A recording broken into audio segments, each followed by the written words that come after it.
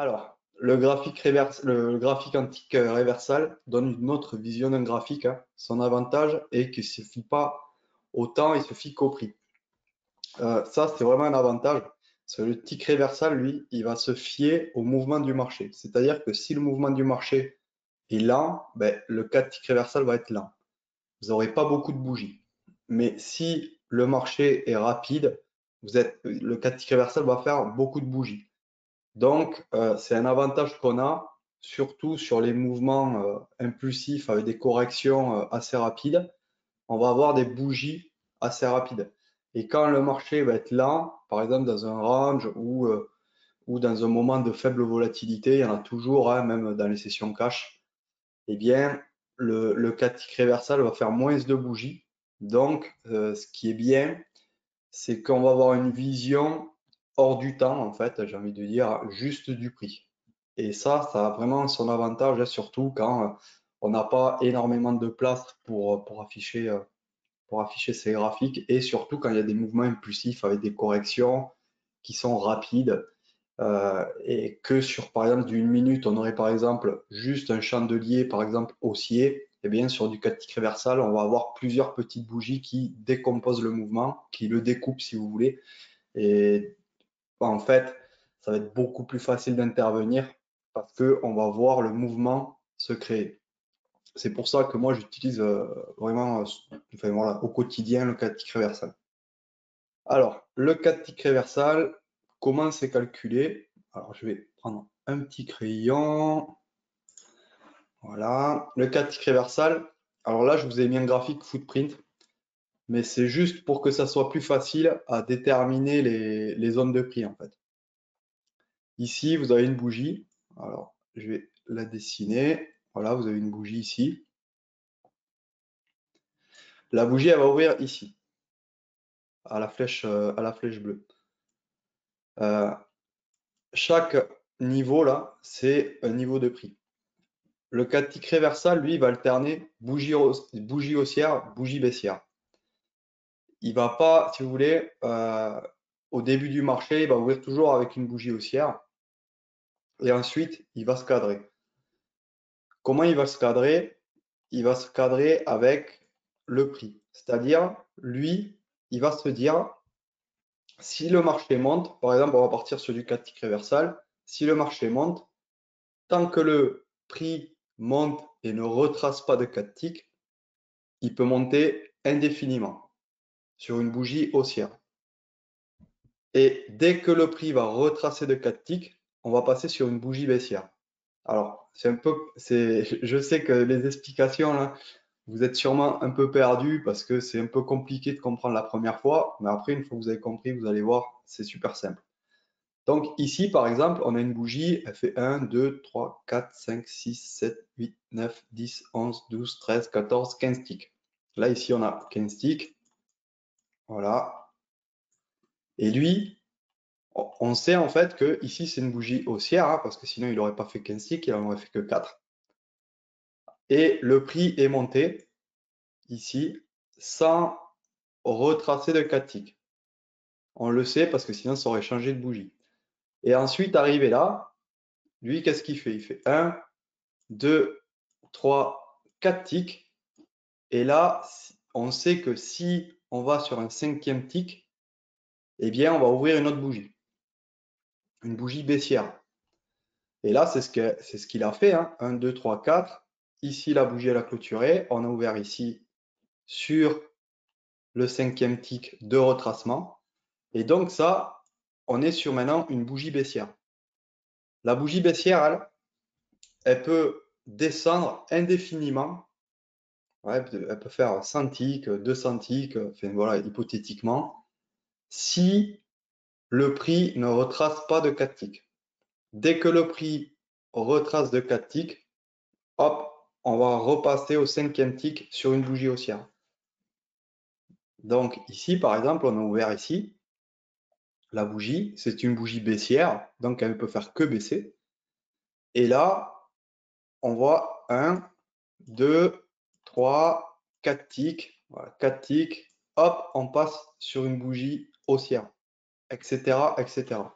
Donc ici, bon, je continue pour que vous compreniez bien en fait la logique. Bon, ça, c'est important de le comprendre, mais au quotidien, voilà, on va pas réfléchir, est-ce que c'est une bougie haussière, baissière, etc. C'est juste pour comprendre comment l'outil fonctionne. Après, au quotidien, on s'en moque. C'est juste pour un peu votre culture générale, j'ai envie de dire. Il y en a, ils se servent du tick reversal sans savoir comment ça marche. Mais voilà, on peut très bien s'en servir sans savoir comment ça marche. Mais bon, voilà, il vaut mieux savoir comment ça marche. Et là, après, derrière, hop, bougie haussière. Là, ici, on fait un petit retracement vers le haut. Donc, ça peut monter indéfiniment. Ici, on retrace 1, 2, 3, 4. Alors là, elle a fermé ici. Mais vous voyez, c'est un petit bug, hein. C'est un petit bug de cotation. Elle aurait dû fermer là. Et derrière, ça arrive très souvent, les petits bugs comme ça, là, surtout sur des marchés assez rapides, sur du SP par exemple, en session cash. Si vous avez un marché qui est un peu plus lent, vous aurez moins de petits bugs. C'est que le marché là, entre ces deux là, il allait très très vite. Et je pense le temps de latence de ma connexion Internet, ça l'a fait fermer là. Et là, derrière, bon, on passe sur une bougie baissière. Là, on peut descendre indéfiniment. 1, 2, 3, 4 ticks de retracement vers le haut. Voilà, ça, c'est. C'est pas ça. Alors, je vais essayer de chercher une flèche. Voilà, ça, c'est une bougie baissière. Non, c'est pas ça. Alors, attendez, je vais tout effacer. Voilà, je vais reprendre le crayon. Ça, c'est une bougie haussière. Ça, baissière, haussière, baissière, haussière, etc., etc. Alors, je vais faire tout le mouvement, comme ça on va savoir. Haussière et baissière. Voilà. Ici, voilà, on a ouvert ici. 1, 2, 3, 4. Et puis finalement, ça retrace. Vu qu'on est sur une bougie baissière. 2, 3, 4. Cinquième tick. Hop, on ouvre ici. Là, on passe sur une bougie haussière. On monte, on monte, on monte. Ça retrace de 4 ticks. Et là, 1, 2, 3, 4. Hop, on passe sur une bougie baissière. Et après, ça arrange. Ça nous fait pas mal de bougies. Donc, vous voyez ici en bas, là, c'est pas corrélé avec le temps, hein. Des fois, c'est 21h12 et 53 secondes. Après 21h27, voilà, la bougie a duré vraiment assez longtemps. Et par exemple, là, c'est de 34 à 37. Voilà, ça va assez vite. Ça va assez vite, quoi. Donc, des fois, ça accélère parce que ça suffit qu'au prix et des fois, ça ralentit. Et là, par exemple, on est sur une bougie haussière. Le prix, ben, il n'arrive pas à monter. Donc, on passe sur une bougie baissière. Et là, sur la bougie baissière, ben, tant que ça descend, là, on peut descendre vraiment assez loin. Donc, je pense là que vous aurez compris un peu la logique du 4 tick. Hop, voilà. Alors, je vais essayer de sortir, voilà, de ça. Alors, pour bien comprendre la différence, voici plusieurs exemples de graphiques. Parce que, bon, là, c'est vrai qu'on a la petite explication, mais au final, à quoi vraiment ça va nous servir, hein. Là, j'ai pris les sessions, la même période de temps, et un graphique en 4 ticks reversal, enfin un graphique à 1 minute, pardon, et un graphique en 4 ticks reversal. J'ai pris exactement le même graphique sur la même période de temps. Et il y en a un, j'ai fait un screenshot en 1 minute, et l'autre, j'ai fait un screenshot en 4 ticks reversal. Pour qu'on voit bien la différence. Alors ça, c'est un graphique 1 minute, hein. Vous voyez le graphique qui commence ici. Voilà, il termine là. Il y a ce mouvement-là. C'est le plus intéressant, hein, j'ai envie de dire, hein, de à peu près de 14 heures, après jusqu'à la fin de la session. C'est vraiment ça qui va nous intéresser, nous. Ça, c'est d'1 minute. Et ça, c'est le même graphique en 4 ticks reversal. Vous voyez, le mouvement est beaucoup plus découpé. Voilà. Là, par exemple, ici, c'est assez dur de voir où c'est qu'on rebondit. Là, c'est un peu plus simple, même si c'est un peu plus zoomé, je l'avoue. Et même là, vous voyez, là, on va même un peu plus loin avec le 4 ticks reversal parce que vu qu'il se fie pas autant, voilà, les moments où il n'y a pas beaucoup de mouvement, hop, lui, il fait pas beaucoup de bougies. Voilà, il va fortement ralentir. Et par rapport, nous, à nos niveaux, hein, surtout sur les pullbacks, moi je traite beaucoup les impulsions, les corrections. J'aime bien essayer de m'en servir surtout pour de l'intraday. Et moi, ce que je vais aller rechercher, typiquement, c'est ça. C'est des cassures de niveau. Là, je sais que j'ai un niveau, par exemple, ici. Je prends le crayon. Ici, par exemple, moi, je sais que j'ai un niveau. Voilà. Ben, ici, derrière, moi, je vais essayer de le prendre, ce niveau. Je vais attendre une impulsion et une correction. Alors après, on va voir comment on arrive à détecter les impulsions et les corrections sur du 4 tick réversal. C'est relativement simple. Et ensuite, derrière, hop, ça baisse. Et derrière, après, à chaque niveau qu'on casse, je vais essayer d'aller chercher hop, les corrections sur niveau. Voilà. Et alors que ça, sur du 1 minute, c'est un peu moins évident. Alors, bon, c'est possible aussi, mais vous voyez, là, il y a une magnifique correction à prendre. Il y avait un beau mouvement à prendre, mine de rien. Alors ça, c'est le Bund, c'est le FGBL, c'est un bon trésor. Mais on peut s'en servir vraiment sur tout, hein. Moi, je m'en sers sur le SP. Ça, c'est un autre graphique en 1 minute. Voilà. Et ça, c'est en 4 tick réversal sur la même période de temps. Là, vous voyez, vous avez beaucoup moins de bougies en 1 minute qu'en 4 tick réversal. Parce que le prix était plus rapide. Voilà. Ça, c'est des sessions, par exemple, qui vont être un peu moins volatiles. Vous allez avoir moins de bougies. Et ça, des sessions où c'est plus volatile en fait, hein. Vous allez avoir plus de bougies. Et ça c'est vraiment intéressant parce que regardez, c'est toujours la même chose, hein. C'est un autre jour, hein, mais regardez, enfin, on casse, c'est des pullbacks, etc., etc. Donc, nous, c'est ça qu'on va aller chercher. C'est comprendre ce que fait le marché, comprendre où il veut aller. Alors bien sûr, il y a d'autres outils hein, comme le footprint, etc. Ça, j'en ai déjà parlé. Avec les deltas, ça rassure. Ça nous montre vraiment la force du mouvement entre les acheteurs et les vendeurs. Il y a d'autres choses à regarder. Mais rien qu'avec ça, déjà, c'est des setups. Voilà, vous n'allez pas en avoir 15 dans la session, hein. Parfois, quand le marché est en range, mais on ne va pas en avoir, malheureusement. Mais quand on a ce genre de setup, voilà, des fois, il y a des sessions où c'est en tendance, on va en avoir 3, 4, 5, 6. Mais parfois, voilà, où le marché est en range, ben là, ça va être plus compliqué. Donc, ça marche pas tous les jours. Il faut que le marché soit en tendance. C'est vraiment principalement pour faire de l'intraday et pour avoir une vision aussi au niveau des supports des résistances qui soit plus simple. Alors là, je vais vous parler des volumes verticaux très rapidement parce que c'est relativement simple, hein, les volumes verticaux, mais ça va vraiment de pair avec le 4 tick réversal parce que ça nous donne de très très bonnes informations. Alors, les volumes verticaux sont la représentation des volumes sur une bougie. C'est une sorte de compteur de contrat représenté par un histogramme. Ce qu'il faut comprendre, c'est que les volumes verticaux qu'on met en dessous des graphiques, hein, comme ceci-là, eh bien, c'est juste des compteurs de contrat. C'est juste ça. À chaque contrat, hop, ça va monter d'un cran, d'un cran, d'un cran, d'un cran. Et après, vous avez le compteur, hein. Par exemple, là, sur la dernière bougie, il y a eu 417 transactions. Voilà, c'est juste ça. C'est vraiment pas compliqué.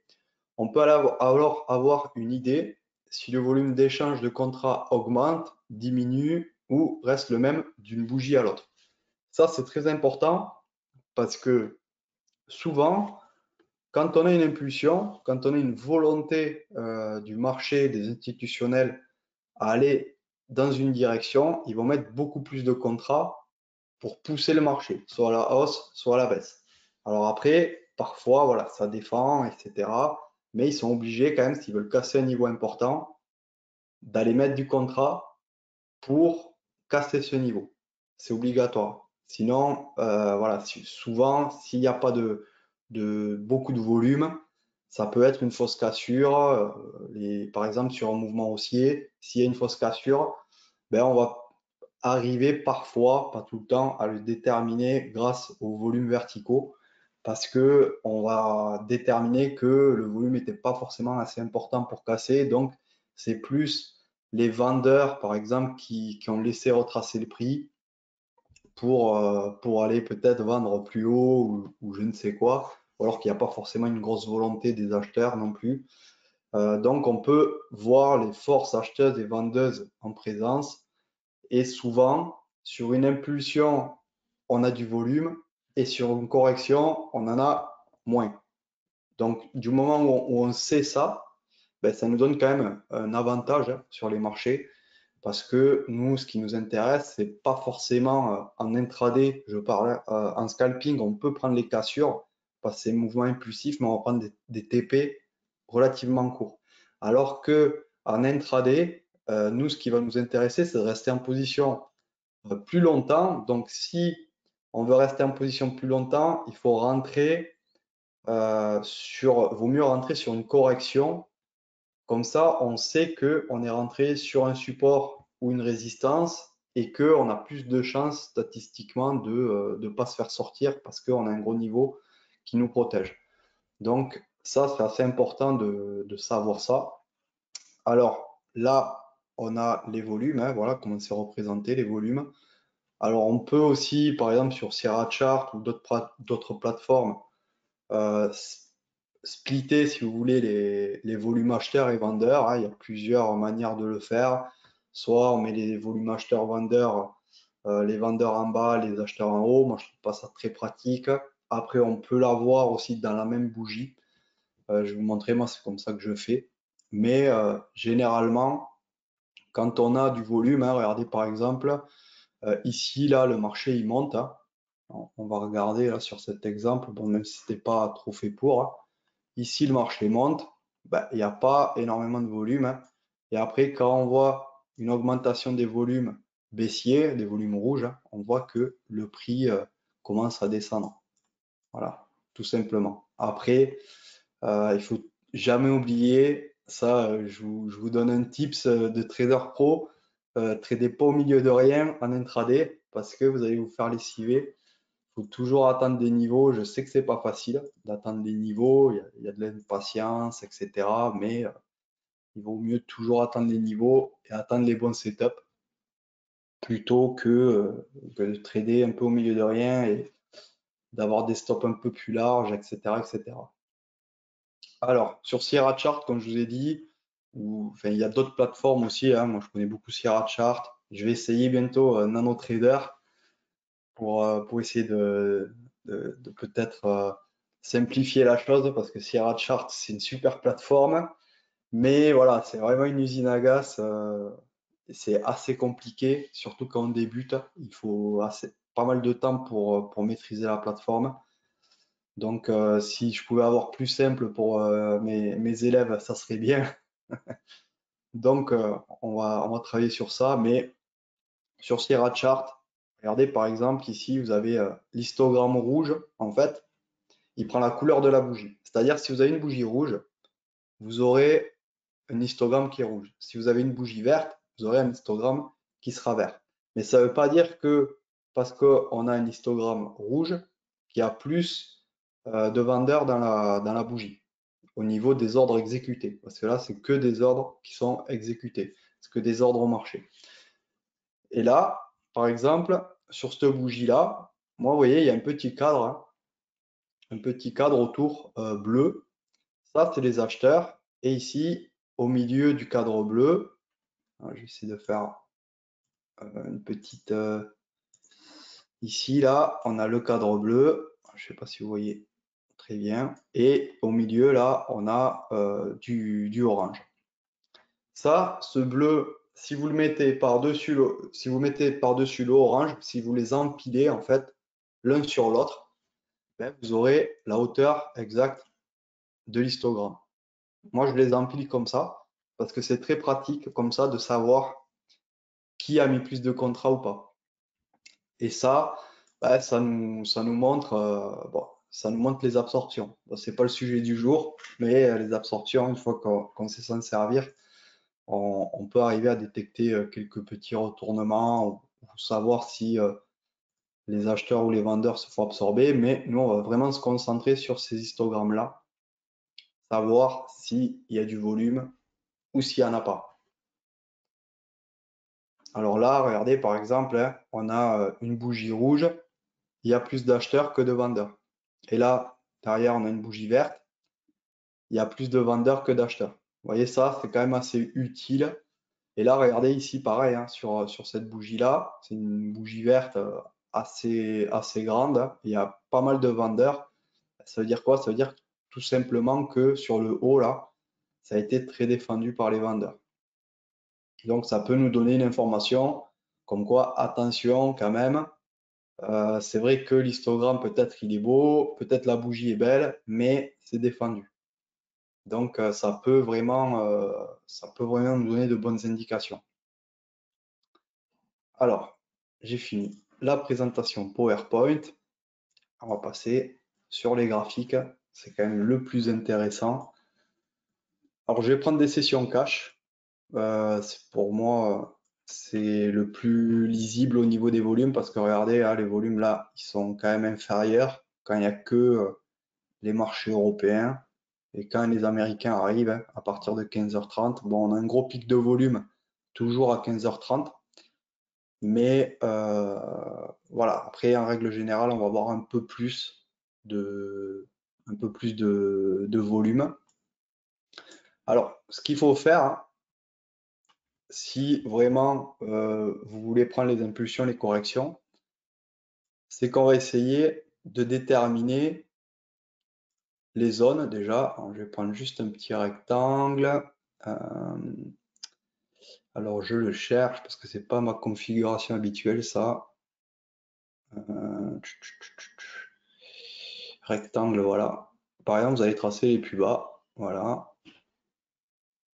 Hop. Alors, je vais l'extendre. Voilà. Je reprends la main. Et là, on va se dire, bon, ben, le marché a ouvert. On est sous VWAP. Bon, voilà, c'est le marché baissier. C'est plutôt baissier, mais on ne sait pas la volonté vraiment du marché. On ne sait pas si vraiment il va vouloir descendre, on ne sait pas si ça va être défendu par les acheteurs, etc. etc. Donc nous, qu'est-ce qu'on va faire? Et ça, vous l'avez que sur du 4 tick reversal, cette vision des bougies avec les volumes. Si vous prenez un graphique 1 minute, vous n'aurez pas les mêmes volumes. Parce que tout simplement, voilà, ça ne va pas être les mêmes bougies. Donc vous n'aurez forcément pas les mêmes volumes. Et nous, on va se dire quoi? On va se dire, ben, on va chercher des corrections, des impulsions. Voilà, une fois qu'on a cassé un niveau, eh bien, on va chercher une correction sur ce niveau. Alors moi, j'essaie toujours de prendre un ou deux ticks avant parce que je sais que la zone va être défendue. Mais regardez ici, par exemple, hein, ça commence à casser. Là, on n'a toujours pas cassé ici, là. Alors, je vais prendre le mouvement. Je vais prendre un petit crayon. Voilà. Ici, là, cette bougie, on a déjà pas mal de volume qui rentre. Donc là, on sait qu'il y a une première attaque, mais le niveau n'a pas été cassé. Vu que c'est du 4 tick reversal, il retrace un peu. Voilà, il retrace un peu, il ne fait pas de volume, donc là, on attend. Et derrière, on casse le niveau avec deux bougies. C'est deux bougies ici.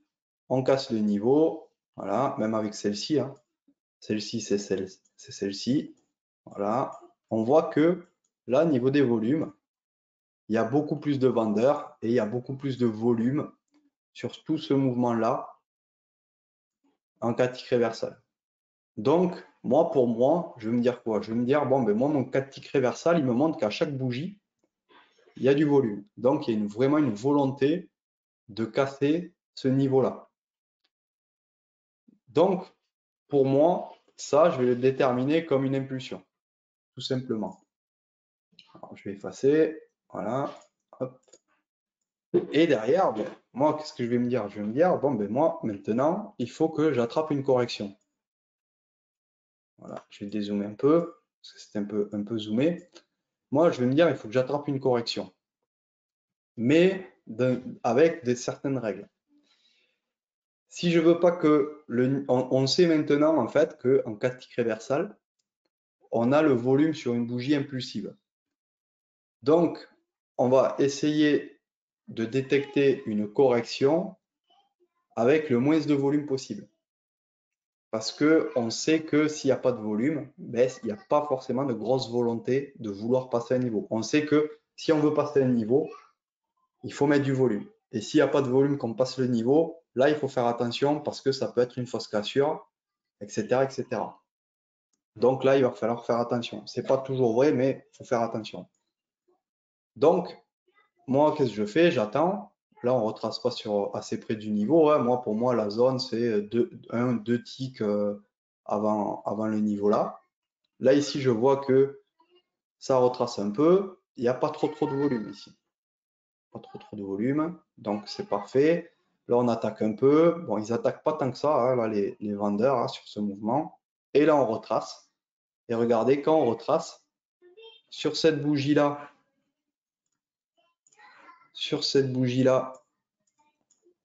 qui est verte, enfin pour moi elle est grise, mais c'est une bougie haussière. Il y a un peu de volume, hein, mais bon, comparé à ce qu'on a fait avant ici, ben, c'est quand même assez ridicule.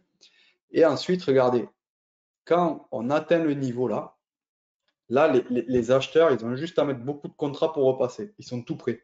Donc l'effort à faire, il est beaucoup moindre que si par exemple ils commencent à attaquer ici. Et là, qu'est-ce qu'on voit, hein? On voit tout simplement que ben, les acheteurs, ils sont pas là, hein. Il n'y a pas de volume. Il n'y a vraiment pas de volume. Tout ça, là, il n'y a pas de volume.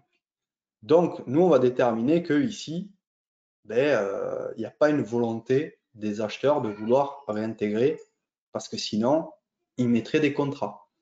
Ils mettraient des contrats acheteurs et ils essaieraient de repasser et ça bataillerait. Mais là, on voit très bien qu'il n'y en a pas. Donc, ici, ben, on va essayer de rentrer, nous. On va essayer de rentrer dans cette zone, hein, une fois que on voit que cette bougie, il y a eu un peu de volume, mais pas trop. Cette bougie-là, elle monte, mais il n'y a pas de volume. C'est vraiment ridicule.